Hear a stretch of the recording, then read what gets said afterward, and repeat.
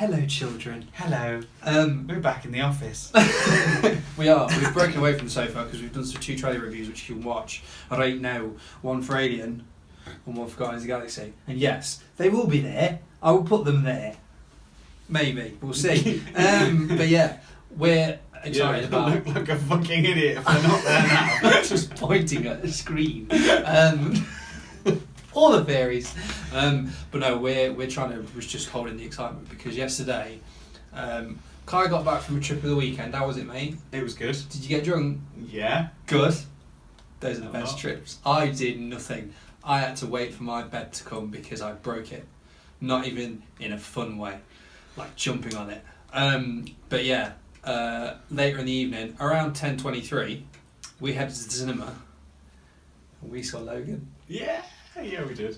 It was fucking great. It is absolutely phenomenal. Like, it was so good. I think I came out and I was just like, I can't comprehend that. Really? Gee, well, right. No, it was just like, I think I was too tired. Yeah. So, at the end of it, I was like, I'm so tired, I can't appreciate how good that was. Yeah. And then I woke up this morning like, oh, that was good. Because it finished at 1 a.m. and we were going to do a reaction right after, but nowhere was open, and we didn't want to do it on the middle of a street in case we got mugs, because it happens a lot in Nottingham. But for those that don't know, the film comes out today, and it's Hugh Jackman in his 10th appearance as Wolverine. I didn't know this. So the trilogy, Origins, the Wolverine, and this is 7, but he's appeared in Days of Future Past. He's appeared in all the others, like in some form, including Deadpool as well, with the whole sexiest man alive stapled to his face. But yeah, so 10th appearance, and the film sees him now as a worn down limo driver who, it's like set in a future where all the mutants they're dying out basically. I believe it's 2049. Yeah, so that's the time. Yeah, 2029, which is what 49 or 29. It's in the future. We'll go with that. And he's still knocking about, but he's very, very fucked. Old. He's old. He's very old. He is an old man, Logan. That's the big input this has had from the book of the same name, Old Man Logan. But they've obviously had to extract a lot from it. So for this, he's a worn-down limo driver who's making ends meet, and he's still taking sort of care of Charles, who, for reasons we don't know, has become old and senile. He's slowly losing it. Well, he's got Alzheimer's. Yeah, it's Alzheimer's or a degree of. So he's just sort of living out what looked to be his last days, because Logan's particular mutant power is slowly starting to wear off. And then when he's hitting this point of potentially no return, someone turns up in his life who's Laura, who has the same exact traits as him, including his shiny metal features. And from then on it becomes like a run, like a road movie with these 3 people on the run. And what did you think going in beforehand, and now having seen it? Well, first off, do you think it met your like hopes for it? I don't. That's always a hard one, because my hopes for it were always going to be the best film ever. Yeah. And I don't think it was the best film ever. Not to discredit it, but I don't think it was that. It was fucking amazing. So positives, break us down some positives of what really hit you. How old and how withered Logan's looking. He looks old. He acts old. He absolutely nails it in that performance. He definitely sells it to us that he's world weary, tired of all this shit, as he puts it. Fucking Patrick Stewart, amazing in this. Genuinely one of my favourite actors in this film. Yeah. It's a stellar performance from everyone, really. So he's fantastic. Surprise, amazing performance from Stephen Merchant. How fucking great is he? Really good. Yeah. Really, really good. So we didn't mention this in the rundown, but as well as living with Charles, because what I love, I'll go on the bits that I enjoyed in a bit, but so it's Logan's looking after Charles, but as well as that is Caliban, who's another mutant who turned up in Days of Future Past but was played by someone else. and this time it's Stephen Merchant, who's just brilliant. Like you say, there was not one point in the film where I was like, ugh, that was trash. Where's that come from? Just amazing. Really good. Like he was still a bit funny, but he was very serious because like we all think of Stephen Merchant as the comedian. Like that's who we think of him as. The other half of Gervais. Yeah. But not once are you like. It took me a few minutes to realise that it was Stephen Merchant. I was like, why do I no, because like I couldn't put two and two together. Yeah. Stephen Merchant and a mutant. Like albino, pasty-faced mutant. Those are two things that I never thought would coexist in the same world. So yeah, great. He was absolutely fantastic, and he's a really stellar performance from him throughout the film. Also, I really enjoyed Boyd Holbrook as Pierce, the kind of. So he's the head of the Reavers that are the Reapers or Reavers. That are the Reavers that are the team that are on the hunt for Laura's character. And they were previously the team that hunted down and killed the last of the mutants. Yeah, majority of them. Yeah. And a lot of them have.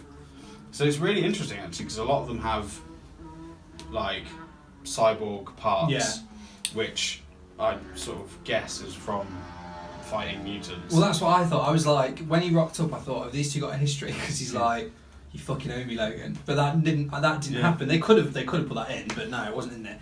Really good. Like he was really good. Surprisingly good. I wasn't expecting him to be quite.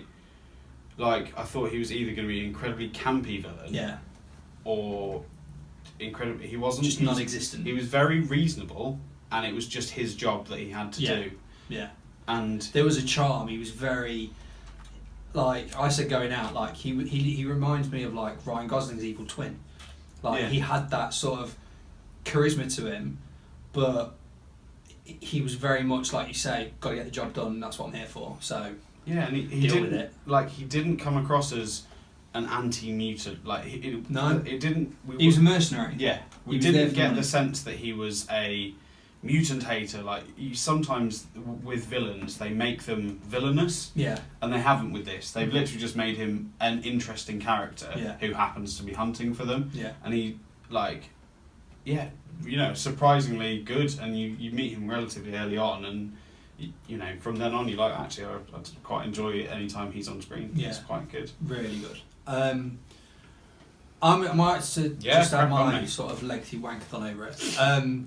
I think the biggest thing that will sell audiences as soon as they sit down to watch it is James Mangold establishes what world and what sort of film this is going to be in the first 5 minutes. Oh, absolutely. Because it was it's not spoiling it because, like, as I say, it's the first 5-10 minutes. So you see this dusty, worn down location that it's out on the Mexican border, isn't it? That Logan's now living on, and he wakes up. And his limo's getting jacked by a bunch of gangbangers. Now, usually, you'd think, he's got this in the bag. No, he gets the living shit kicked out of him. Then he stands up, and it was little details where you're like, so this is how he is. He pops his claws and one of them gets stuck halfway. And I was just like, you didn't need to do that, but in certain gestures and certain things, and he gets shot, gets back up as he would, but then he gets beaten up, and it's it looked brutal. It was one of the first superhero films, and I think it breaks so many boundaries on what we've seen beforehand, where you look at fight scenes, you're like, that looks like it fucking hurt. Because that was another thing. It was so weird to see the Marvel logo light up after a 15 certificate. I was just like, oh my... Well, apart from Deadpool, obviously. But there was very much... That was a comedic element, whereas this is a hard film, and we're going to drag you through this. And you're going to come out the other end feeling like a completely different experience to what you usually get. I think for years before, I think it took Iron Man, or no, I suppose it might have taken X-Men itself, because that was, we've said before, 2000 that came out. Yeah. So that was one of the first films of this genre that there's now dominated the world, where it was these are properties or IPs that should be taken seriously.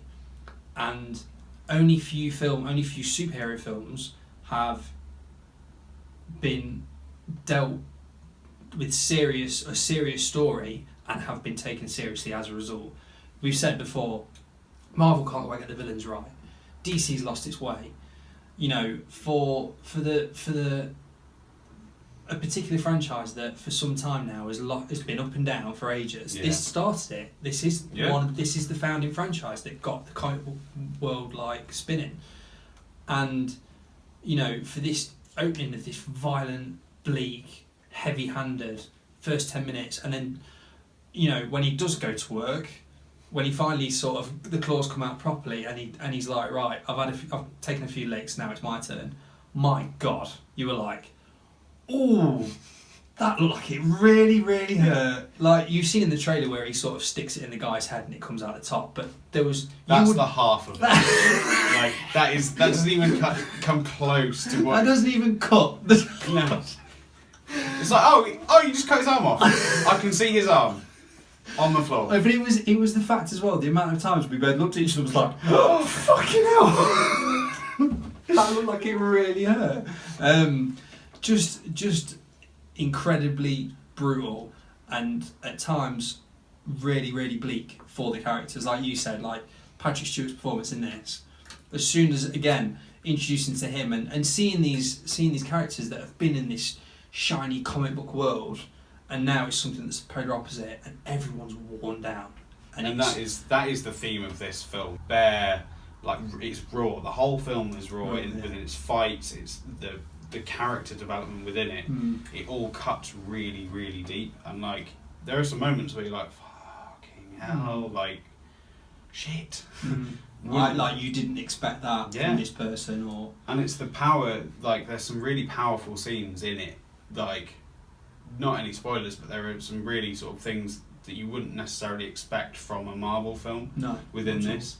Like there are some, really strong, touching moments and like heartfelt moments as well as all the violence. I think one bit that stood out for me was sort of.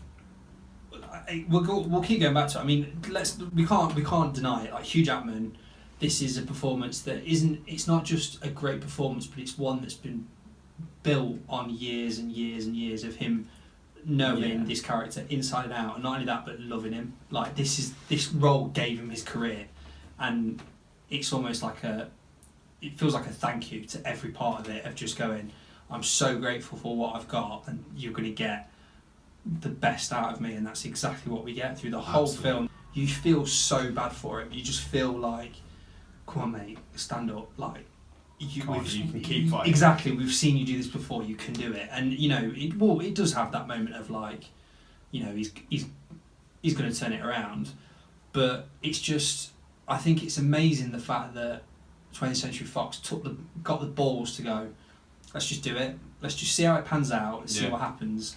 And this is a ballsy film, like massively. And I think that's what we need as well. Like I think this is the finale that Wolverine needed. Yeah, because it is, and that's one thing as well. It's like, is it his last film? It's 100% his last film. 100%, without a shadow of a doubt. They, like, no matter what happened in this film, from the first like half an hour, you can see he's done. Yeah, like just clips from this film, he is old.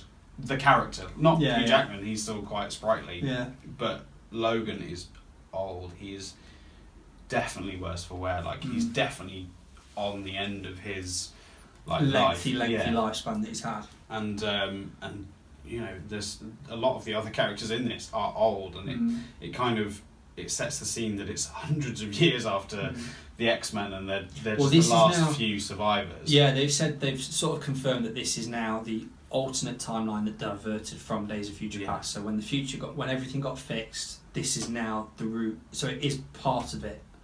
But because the time's passed, it's not a direct. Yeah, it's weird. It can kind of. It draws on a lot of it. Yeah. And it could happily exist without any of the other films, but it doesn't break any of the canons set by the previous films. No, exactly. Either. Much like Old Man Logan works as a comic book, it didn't have to be part of the X-Men universe. It could just be much like Dark Knight Returns. Like it doesn't have to be part of that world. It's not. We're you don't have to read Wolverine now and see that this is where it's going. And again, that's one thing that I think is really good about it, and what now some superhero films, comic book films suffer from is its accessibility.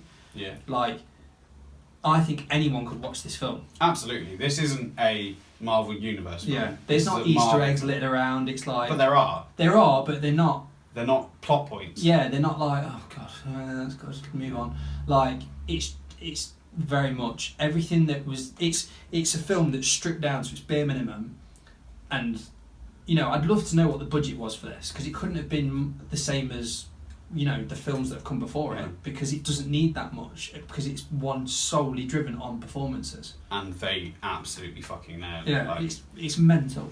Like, so good. It's almost, and it's... I mean, we talked about, sort of when we walked out yesterday, how... we'll talk about, not necessarily going to the negative soon, but the fact that it's almost sad, the fact that we know he's not going to play this role again, which is such a weird idea. Yeah. Because I don't know, well, I'm a bit older than you, but like, I don't know of any other actor associated with a character that has gone this long and is now ending it. Like, James Bond is a character that's spanned God knows how many years. But that's regularly changed. Regularly changed, whereas this guy has stuck with his character. Well, he's, correct me if I'm wrong, the only person to appear in a film as this character. Yeah, he's never... No one ever... Like, and in all that time, in all the other films, characters have been replaced by other actors, and he's still been there as the same person. Because he's needed to, really. Yeah. And I think if they... We were saying, like, does it need breathing time and should someone else get picked? Like, I think whoever gets it is going to have some massive shoes to fill, and they're going to have to take it in a completely different direction to what they've taken it in now, because it's just such a great outside the box comic book film. That's why I think they need to give it time to let us forget. You said, you were saying breathing space. Let it have its glorious end, like, because this is it is an absolutely great finale. Like, this is so resolute and so final, and in such a, like, it's so poetic and like hard hitting that you wouldn't want to follow that with anything. Like, it, in so much as I guess the Dark Knight Rises after Dark Knight, you were like, good luck whoever takes over. And well, and they fucking need it now. Because even the third film was never as good as, like, and it was it was a good film, but I think you could tell Christopher Nolan had reached his peak, and he kind of, that was his coup de grace of those series, and it was kind of just tying up loose ends. This ties up all those loose ends, so let's just leave. Let's just let it breathe. I mean, admittedly, they've already announced they're making a new X-Men film with the First Class crew. So they are rebooting it, but as not only as like comic book films go, as films go, I'm so glad this is as good as it was. And I would say that this could be a film that you wouldn't necessarily know it's a comic book film. Like, it is good on those levels, and it probably won't get the recognition compared to other films. So I know we talked about it a while ago on the podcast, saying that Ryan Reynolds said, Hugh Jackman should be nominated for this year for this. I'm not going to say he should. Like, he is amazing in it. He is really good. I don't think, but like you say, I don't think they would acknowledge something like this, because it's... And even Patrick Stewart as supporting actor, I can't get over how good he was. Absolutely phenomenal. And for anyone who's got an aging relative or has seen anyone go through, like, the later stages of their life where it can be hard, and this fucking hits it on, like, absolutely cuts to the bone on this one, and it's amazing seeing that put on screen in a way that's not just sad. Like, it's both quite, like, there's some really uplifting moments despite it all. It really manages to keep it all. I think as well, the driving force and the success of it is off not only their two performances individually, but the chemistry they have. Like, I love the moment. So basically we'll talk about Daphne Keene's character as well, Laura, in a bit. But like, the brief moments that Charles has with Logan you're reminded why you love these characters and why they are so good. It's great when they stop in a house for one night with the family. You were seeing at the trailer where they're all sat around the dinner table, and he was like, I used to be a school teacher, and he was like, he's one of my worst students, and they have a little laugh, and it's like bits where, Logan has to take Charles to the bathroom, and he's like, I don't need fucking help, and he was like, that was another thing, he's like, Patrick Stewart swearing like a trooper, like, am I watching fucking American Dad or what? But like, just that carelessness of like, this is going to be as blunt and as heavy and as honest as it can be, and it works, wonderfully. We'll talk about so Daphne Keane is Laura in X-23, as we all fully know as her as now. Now they take not necessarily a brave move, a brave turn, but a smart one, in the sense that for the majority of the film she doesn't speak, so she very much works off her physicality. And my God, is this girl physical? Yeah. Because you'd have seen it in the trailer when she sort of walks out of this abandoned site that Logan and Charles are living in, and the claws come out, and Jesus, you think Wolverine does some damage, like, my God, Hit Girl would have some competition. Like, I'd hate to see them two in a film together. This girl is There would be savage. no survivors. She is massively savage. And I love the fact that, by the end of it, they have this little bond. And the father-daughter. Yeah, massively. Do you think it's we see really impressive performances from child actors, like every so often, chick from Stranger Things, cast of like Moonlight, I've said before, like the cast in that are really good.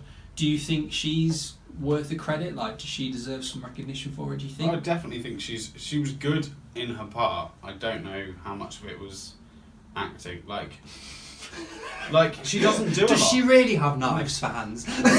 No, but what I mean, she's obviously, because she doesn't say a lot, she's just kind of there a lot of the time. Yeah. But then again, she does have a lot of like presence, and you do really respond to her as a character. Yeah. Like, I thought she was really good in it, like really strong, and like the largest speaking part for her is beautiful. Like, it's a really, really great like moment, and there is all that family relationship between the grandfather, the father, and the daughter, and it really, really touching as well. If you could, because we've given it 4. I agree with you. Like, it's a strong 4. Yeah. What do you think you could take away from it to give it a 5? That you think? I've got 2 things that I personally I would have could have done without. I really can't. I'm really well. There's one. There's a scientist that turns up. Yeah, so that's Richard E. Grant's Dr. Rice. Yeah. Didn't really need that. No. Yeah, kind of that. He was just a dead character to me. Yeah. He wasn't very interesting. Wasn't very scary. No. Not in it long enough either for you to be like, no, like any response whatsoever. So which was annoying, because he was the true baddie. He was the one sort of organising all this, and actually Pierce wasn't. He was just the head of the Reavers, which is a shame, because the head of the Reavers had more charisma, and it would have been nicer to see him as a. I would have preferred to see one full-on scrap with those two. Yeah. Somehow, like Logan and Pierce, like, because there was that clash of characters of like, one's charming. It was, in all honesty, as he continued throughout the film, I was like, you'd have made a really good Gambit. Yeah. Like, he had that suaveness to him, but still rough around the edges, and you wouldn't trust him. And the southern accent. And the southern accent. That's an absolute shame that we're not going to see him. Yeah, now that you've said that, I'm not going to be able to picture anything else. Damn it! But yeah, I agree with you, like, Richard E. Grant's character was just not necessary. Probably a little bit required for the plot, but not to the point where it was like, if he stepped out for a bit, I wouldn't notice, because he did, and I didn't notice. Also, I just think the runtime could have done with a bit less. Yeah. Personally, like, I think there's a point in the third act, and I talked about it when we left, is that it dipped, and I was just sort of like, this has got to get somewhere now, because something crucial in the story happens, and it was like, right, where are they going from here to the final act, Yeah. because you know it's coming. It was just the journey to get there, which is a shame, because for a film that is essentially a road movie, because it had such great nods to, like, I mean, I know my film knowledge is a bit bigger than yours, but like, we're going to compare sizes. But like, I got stuff from like Terminator 2, A Perfect World. Shane's in there. Shane's highly like relevant in this film, and just the classic sort of family, like you say, the family dynamic that works so well, so that when something crucial happens to their world, you're like, right, where's it going to go next? And it just took too long for me to get there. I think it is literally the bit where Logan spends a bit too many scenes asleep or passed out. Yeah. And it is literally, that's how you feel. You're like, Yeah. oh, okay, I'm fine now. Yeah. It's interesting to know that Hugh Jackman actually got the idea for this from a hangover. Woke up like hanging out his arse and recorded a pitch for the next Wolverine film, the final Wolverine film that he wanted to do, that had parts of Unforgiven, The Wrestler, and Shane. And you see all that in there, but at the same time, there is just, it's very much, it feels like a Western, it feels like a modern day Western. It definitely does. And I think it's possibly, because there's always been elements of Westerns within the Logan. Yeah, within Guy his wanders into characters, town, and he's the lone hero, no one really knows him. Like, he doesn't really, the begrudging hero as well. I'll do it, but I don't want to. I don't want any credit. He will often do it for material gain, but it's actually because it's for the right reason, and he will never take the money. Like, typical, archetype set up in many Westerns. Mm-hmm. Like, that is a well documented thing. Yeah. And it's, I think that's one of it definitely hits that on the head. Massively. Especially with the setting of this as well. Yeah. But I mean, those, like, both the negatives we've picked up are drops, like, just minute issues. I will forget about those. I would forget about it, and if someone said to me today, do you want to go see it again? Fuck yeah, I'll go see it again. Absolutely. I'll pre-order the fucking thing. Like, it's a great film, and it's bittersweet in every sense, because it is that. Yeah, this is his last film, and I'm like, I've said before, and I don't know if you'd agree, but like, Tom Hardy is the next. People go, Tom Hardy's the next James Bond. No, he's not. Tom Hardy's the next fucking Wolverine. And even Hugh Jackman himself has said, if I had to pick anyone, it'd be Tom Hardy.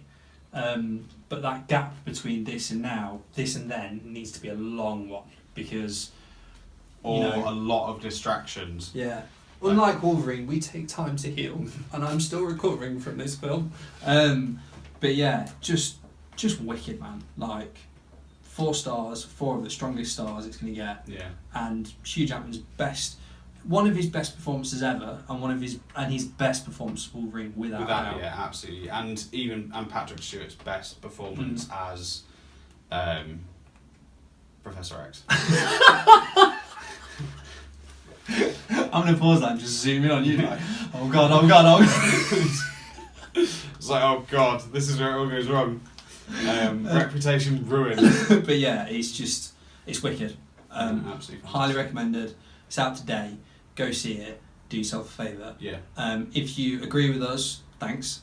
Chuck some comments down the bottom, and if you disagree with them, well, feel free to chuck them in as well. We'll ignore you largely, or start arguments. We haven't decided yet. But it's the internet, so it's bound to happen. But for now, thank you very much for watching. Subscribe here. I'm just going there. I think it's fun. You're going to be littered with these links. You're going to regret doing this one day. Like, damn you, Steady Forth! But yeah, subscribe to us. You can also follow us at Reelgood Tweets on Twitter. And you can catch this guy on Twitter at Kai Starts Fires. And you can catch me at Nick Stanley Forth. I have been Nick Stanley Forth. This has been Kai Derek. We've been Reelgood, and we'll see you on the flip side, Dude Meisters. Bye! Bye-bye.